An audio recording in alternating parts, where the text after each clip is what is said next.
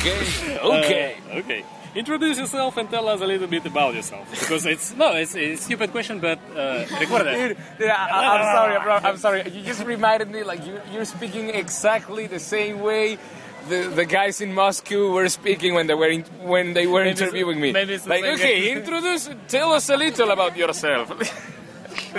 No, just the name, where are you from, what are you doing? Okay. Who the fuck are you? Okay, I'm fucking Zardonic, bitch.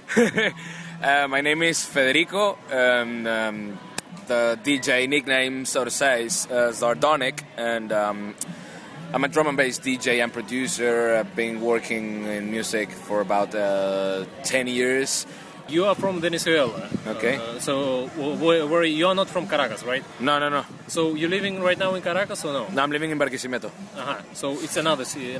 Yeah, it's a city like in the middle west of So of the country. más o menos, what's the population there? How big it is? That's a good question. I don't know, but probably a million. Approximately. Maybe a million. So what do you think? Like, if a person considering, like a teenager, thinking about his future, is it reasonable for him to select being a DJ musician there in this city? Can he pay the bills? Absolutely not. No. I pay my bills and I get a lot of money too because I have to travel. You know, it was because I started traveling, I started touring. That was basically the reason why I could manage to live off music. You know, it's still hard, but you manage to do it as long as you're actively touring, playing out all the time, making new music, releasing it and stuff. You know, but I mean, it's not something that you want to do without getting out of the city. You know, you have to get out there and see other markets, try other markets and stuff. So your main job is music. You don't have any like day job in the office. No. You can't. If you're going to live off music, you can't do anything else. Because I mean, if you're always traveling and actively touring, how can you actually go back there and accomplish a day job if you are always, traveling? It's impossible. Okay, another question. During your DJ sets, during your performances, you're using masks. Yep. So the question, in your own city, like how many guys who listen to drum and bass and dubstep will find out that it's you, Zardonic, without mask? No, well, I mean, the mask is kind of a new thing too. It's a thing that I started using this year. So, I mean, they know me. It's like I'm a friend of the crowd. Most of them are my friends. Well, of course, you always find new people, but in general, we all know each other's faces. But still, they like it. They like the performance and stuff and the music. Actually, I hardly play on my own city because no one's a prophet in their own lands. But I mean, recently I had a gig there and it was like mind blowing. And I think the whole new performance and the masks and stuff, it's kind of creating a new impact because it's calling the attention of people. Sometimes you see people who don't know what drum and bass is or what dubstep is. I don't really play dubstep anyways, but it's a mixed crowd. They don't really know what it is, what bass music is, but they just come by because there's a freak dude with a mask there playing some freak music, and they like it. That's how it works. Okay, then the question about the music. Let's imagine that you're walking somewhere in the jungle, deep at night, and like old lady is coming in front of you. She never heard any electronic music, any club music at all. How would you describe what you're playing? Like in simple ways, like that's hell of a question, man. Good job. What are you doing? What are you playing? Jesus fucking Christ. I'll probably have to give him an entire class about the origins of electronic music and the genres and stuff. But probably energetic music, energetic music of the future. I don't know, something like that. For people who don't know, you're playing drum and bass. And if we're speaking about people who know different genres in drum and bass, what kind of drum and bass are you playing? I play a little bit of everything. Like I like to call it hardcore drum and bass, but it's just because I like heavy stuff. But it's mostly, say, crossbreed, for instance, technoid drum and bass, neurofunk, tech step, that kind of stuff, the hardest edges of drum and bass, and maybe a couple commercial tracks, but it depends on the sets, depends on the crowd. Mostly, it's the dark side of drum and bass. And when you're playing as a DJ, do you prepare your set before, or you just checking the crowd and playing? I half prepare it and half improvise.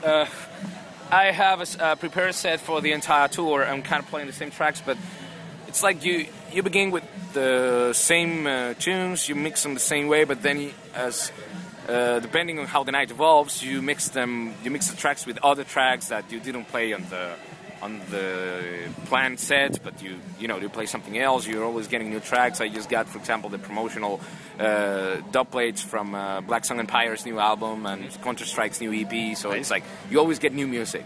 It's something you have to do. At your home, do you listening the same type of music, or are you listening completely something different? I like to listen to a lot of different shit. I think you should keep your influences fresh. I'm a metalhead for the most part, but I'm not exactly a kind of close-minded metalhead that only listens to black metal and death metal as much as I love it. But there's always jazz or classical music or experimental music, new stuff, whatever. That's most of what I listen to. My entire hard drive is filled with a shitload of metal bands and albums, and then jazz, and then experimental music, classical music. That's what you find there. Oh, and also movie soundtracks and video game soundtracks and dark ambient. For some reason I've always liked the music the music in certain games that I like, such as Final Fantasy or stuff like that. I'm a big nerd, man. I always listen to that. In the cities of Venezuela, in the streets of Venezuela, what is the most common instrument that the young musicians carry with them? It's bongos, it's violins, it's turntables, what it is? No, I wouldn't say the young people, but a very representative instrument of Venezuelan music in general is the cuatro, which is it's like a guitar, but it has 4 strings. That's why it's called cuatro. Cuatro means 4. Uh-huh. It has a very particular sound. It's an instrument you find in most of the native Venezuelan music. Like we have the música llanera, which is the music from the plain fields. Which also extends to Colombia and stuff.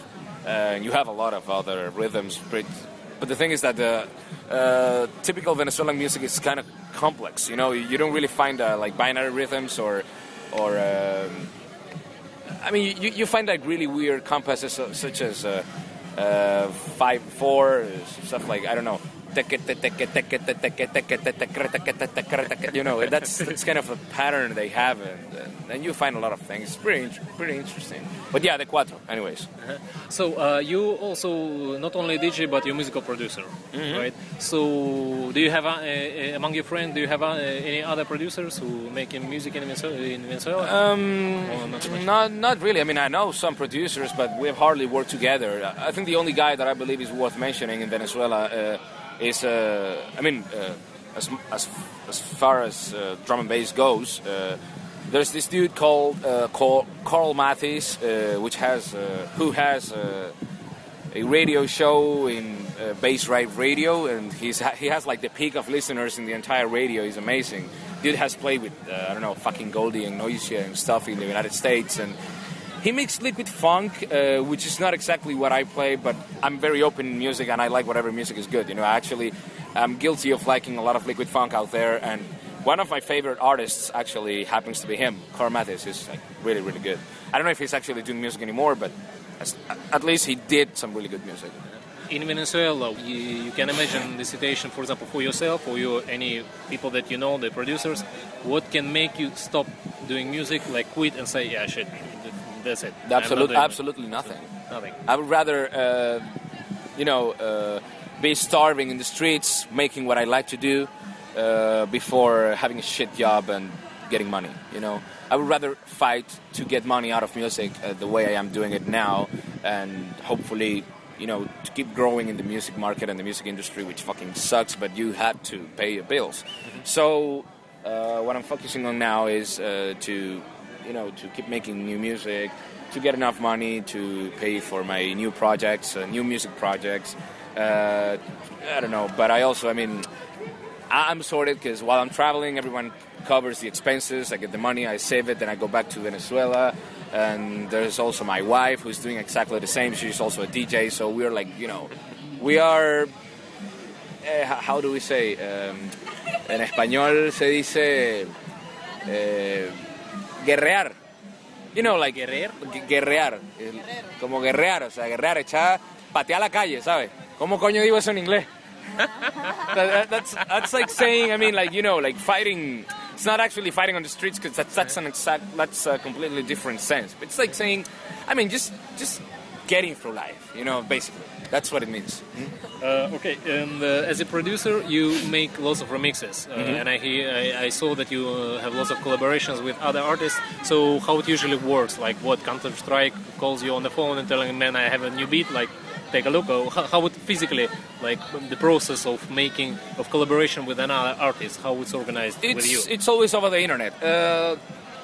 The way, the easiest way to make it work is to, I mean, we get, for example, Counter-Strike sends me an unfinished project and then I finish it and it goes for my album, or the other way. I send them an unfinished project, I finish it and they release it on the label as their track. You know, it's like, when it's Zardonic and Counter-Strike, it means I finish the tune. When it's Counter-Strike and Zardonic, it means they finish the tune, you know. That's pretty much how it works with everyone else. Like David, for example, from Russia, Receptor.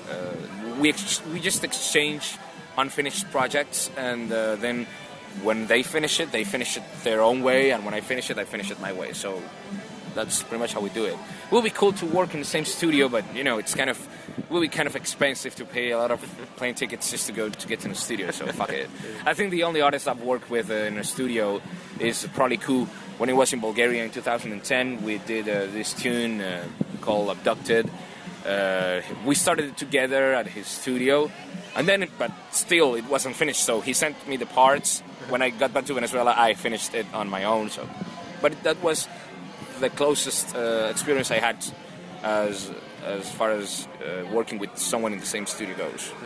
Okay, you were in Russia before, and I was listening one of your tracks, and I hear a strange sample that lots of Russian people know. It's Advocat. Advocat. What the fuck? How you found it? That was totally on purpose. I mean, I'm always talking to David and Receptor and stuff. They're like really good friends, and for some reason, I think it was Receptor's manager, Garud from Manifest Records.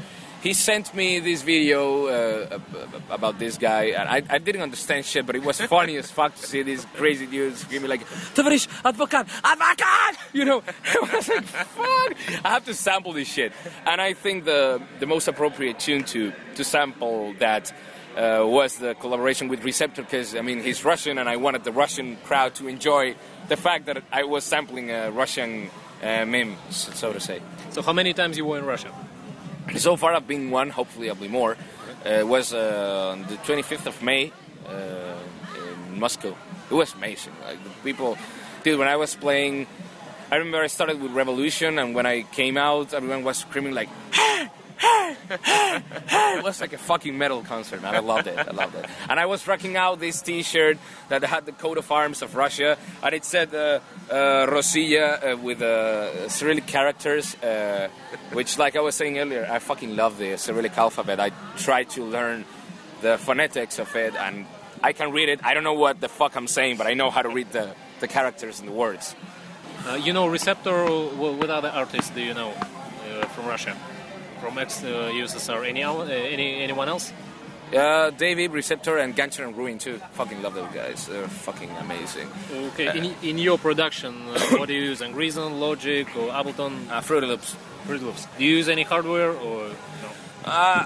I would if I had the money to buy it, but I mean, as much as I'm living off music, it also means that you have to, you know, cut a lot of expenses. I don't really have the money yet to buy, like, say, a couple CDJs, a DJ mixer. I don't even have a DJ set to practice at home. I have to practice at friends' houses. But yeah, I mean, eventually I guess I'm gonna buy some hardware whenever I get, like, world famous and start making tens of thousands of dollars, which so far it's not really happening, but it's getting there, you know. At least this year I finally, you know, reached the 4 ciphers. You know, it used to be like just shows for $200, $300. Now it's like $1,000. It's getting better. It's getting better. What do you think for the drum and bass scene? Who is more important, DJ, producers, or promoters of the events? Like how you can push drum and bass further in I Venezuela, think in Panama? it's a teamwork, you know. I mean, I don't really believe that producers are above DJs. I don't really believe DJs are above producers. I used to have that mindset, but it was just because I was angry in Venezuela, because you will always see DJs playing, and was like, dude, why don't you fucking give me like a spot to play my own music? And they wouldn't. But then when you grow up and you evolve, you understand that your music was shit back then, and they wouldn't let you play because the music was shit, and they were good DJs and you were not. I mean, being a producer doesn't mean you can DJ. Being a DJ doesn't mean you can produce. They're two different things entirely. And well, as far as promoters go, well, basically they are the ones who do all the work, so you come to a place and play the music. So, I mean, like I said, there's no promoter without a DJ, there's no DJ without a producer, and so on. So I think it's just a teamwork. So, and what you think right now? The big scene is in Europe, UK, and Estados Unidos, USA. So, do you think that there is any place for Latin American producers, Latin American DJs in this scene? Oh, absolutely. I mean, but it's not like there's a place for Latin American DJs or producers. There's a place for producers. It all depends on what you do. I mean, if you're making Latin music, yes, this is the market to do it. I mean, sure, we do have a very good drum and bass crowd and hard techno crowd, but for example, I have these friends who are Israel Sunshine and Elite. They both created this duo of minimal techno, which is called Far Coat, and they had a huge hit, and they moved to Spain, and now they're playing all over Europe, minimal techno, you know, because that's where you can find a really good crowd for that too, you know. If you want to play hardcore drum and bass, then the place to play it is probably, I don't know, Portugal or Russia or Slovakia, stuff like that, you know. What do you think of young people right now in Latin America? What usually plays in the cars from the speakers? It's what type of music? I don't know, shit music, man. That's what you hear. Fucking shit dubstep and shit reggaeton and shit salsa, you know. I'm not saying that all salsa is shit, all dubstep is shit. Like I said, shit salsa. There's good salsa and there's shit salsa. But what you hear the most out there, it's like in every other country, man. You hear a lot of shit music in the radio or a lot of shit music in the cars. But the good stuff is always like you have to dig through the garbage to get the good stuff. So, I mean, it's probably the same as everywhere else, you know. Okay, and with drum and bass, what do you think? Where's the scene? Where's the sound is going to? Like, how you can imagine what's gonna happen in 3-4 years? Like, what the sound gonna be? I actually think it's probably gonna come back, but it's probably gonna come back as something completely different. Like, we can't keep the same formula. We have to do something else, something that actually reaches the people. Like, we have to make drum and bass songs, not drum and bass tracks. You know, because the drum and bass tracks are. That's why actually dubstep had such a mainstream reception, because you don't really hear dubstep tracks. You hear dubstep songs with like choruses and strophers and, you know, people singing and stuff like that. But drum and bass, it's like a long ass intro of 2 minutes, just like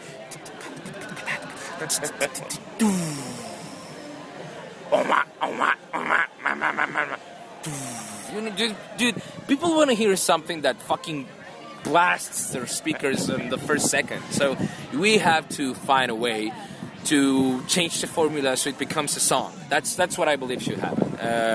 But yeah, I think it's probably going to come back because, as far as I'm hearing, dubstep is getting really old. You know, there's probably going to be a lot of mixture between all genres, like because. You already see drum step happening, for example, or glitch hop, stuff like that. You know, I think this is going to be like everything is going to mutate into itself. It's going to become an entire, I don't know, ball of everything. Okay, and as a producer, obviously a question for you. How do you, what do you think about the legal distribution of your music, of any type of music over the internet? Like when people download for free from some torrents, from Pirate Base or something like that? Oh, I believe that's awesome. I do it all the time. So, it's the only way you can get access to music, you know? I mean, because in Venezuela, man, you don't really find vinyl stores and you don't really have easy access to MP3 stores. I mean, sure.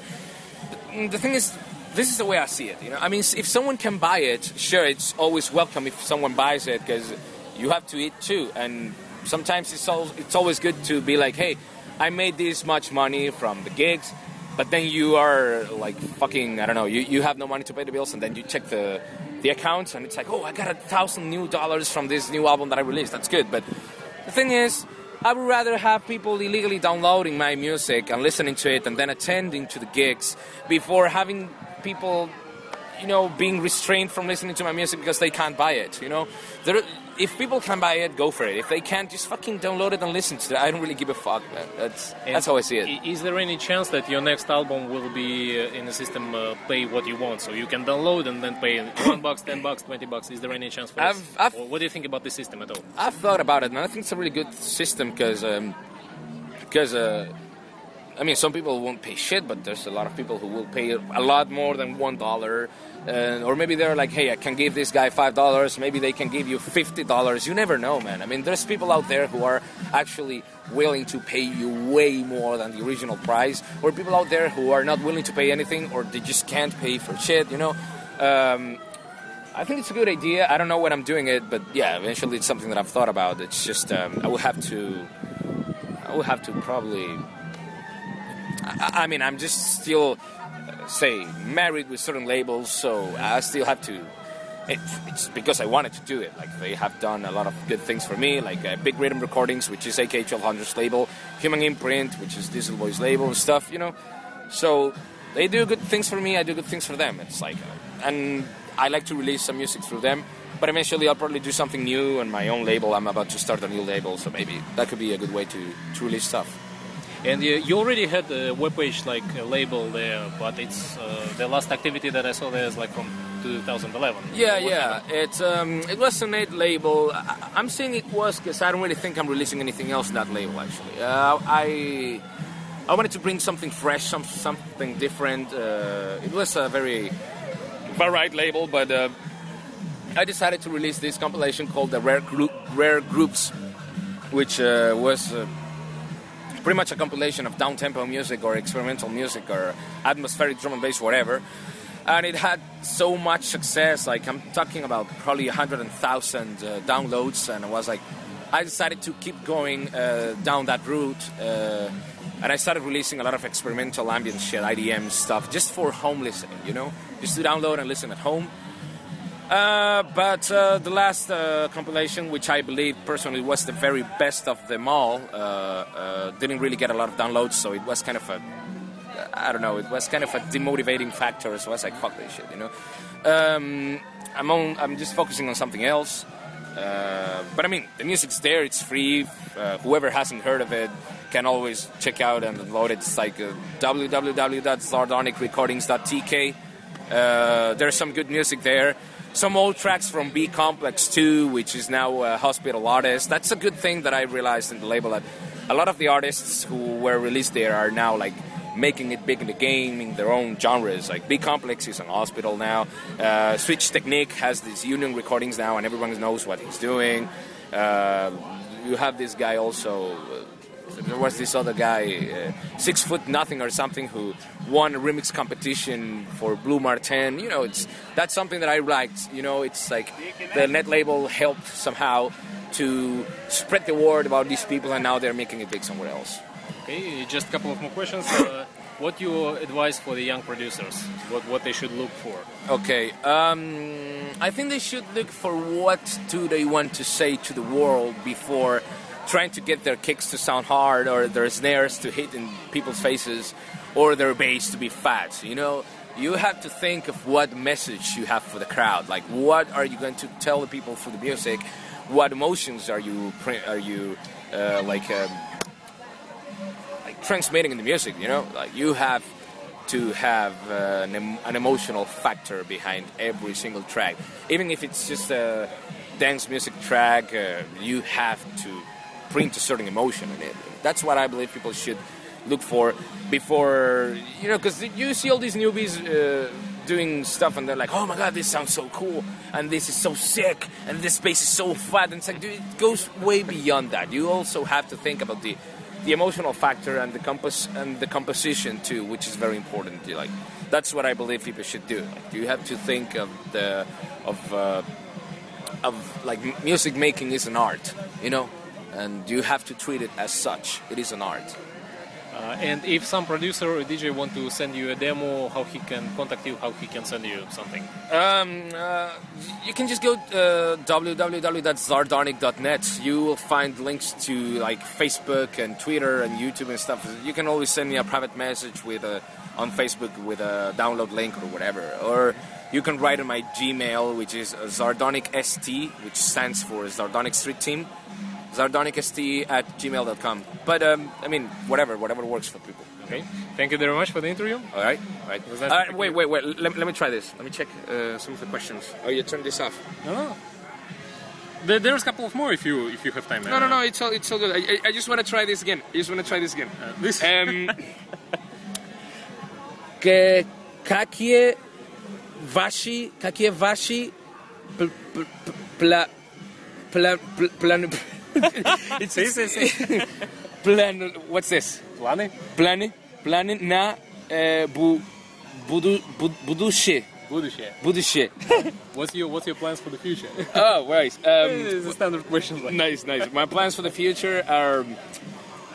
I just want to tour the world with my wife, make new music all the time. I don't want to stop making music at all. And I mean, eventually I'm probably going to have a family, but the good thing is that I found someone which is like someone who doesn't have a problem with the touring and having a family. You know, it's just like, I mean, if we ever have a child, it's like the child is going to come with us and it's going to tour with us the world and it's going to see everything that I've seen and hopefully more. That's my greatest wish, man. Like just to live off music and be happy. That's it. All right. P.S. Skoliko, see? See? Skoliko stoit mescalin. You're asking if I like mescaline? No. It's, how much is the mescaline? I have no idea. That's kind of a drug that I really respect. You know, I have a certain distance with it, but I'm guessing it's cheap in Venezuela because you find a lot of funguses in Merida and stuff. Then question from me. This was the question for the guys, like a joke. Okay. A real question from me. The drum and bass scene in Russia, it's well known that like half of the people on the dance floor will have big eyes and dancing non-stop, and they don't really care what type of music you're playing. They just want something hard and fast because they're using drugs. So is there anything like this in Venezuela, or people use more alcohol? I mean, you all know, you always find drugs everywhere in electronic music. Like, it's part of the culture as much as it's something good for some or bad for others. As far as myself, I don't really like drugs that much. I mean, I've known a couple things here and there, like I've had a couple sniffs, a couple joints, a couple trips, but it's not like something that I like as a standard in my life. You know, I like to stay sober most of the time, mainly because I don't know, I just like to keep my consciousness. And second of all is that I really can't play while I'm on drugs. Like, even if it's just alcohol, which is actually worse anyways. But I've had a lot of experiences, like really bad experiences, headlining gigs and being like really drunk as fuck, and Jesus Christ, man, it's like shameful, you know. So I've had my lessons and I like to stay sober for the gigs. Okay. C'est tout. Thank you. Okay.